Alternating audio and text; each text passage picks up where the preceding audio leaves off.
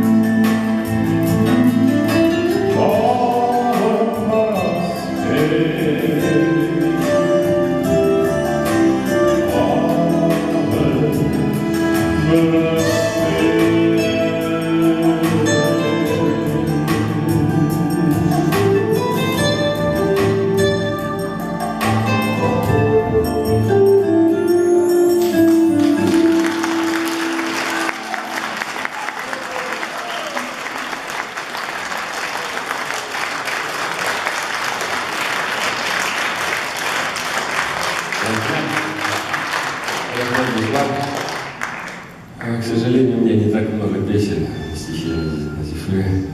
Я думаю, еще с ней в этом плане поработаем немного. В вашем репертуаре я тоже слушал замечательные песни. Нейля, музыка начала очень хорошая. Я думаю, что некоторые из них возьму в свой новый альбом, который сейчас я работаю, альбомом с татарской песней. Ну а сейчас я хотел бы вместе с вами вспомнить великолепную песню Сары Садыковой. Беречи Махане.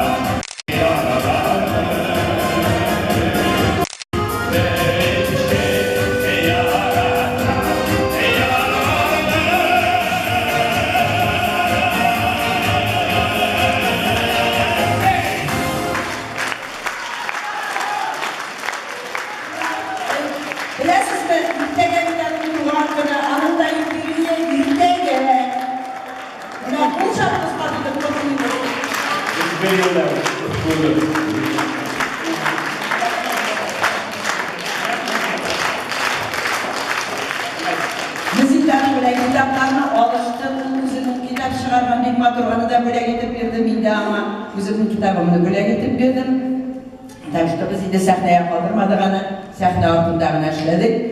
Rahmet. Rahmet. Там всегда кескеле.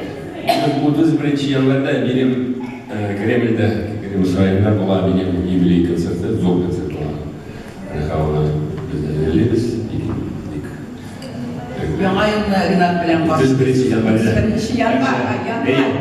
Декабрь түгел, январь. Январда шақырабыз, елегіз Кремль. Кремль. Юбилейный концерт.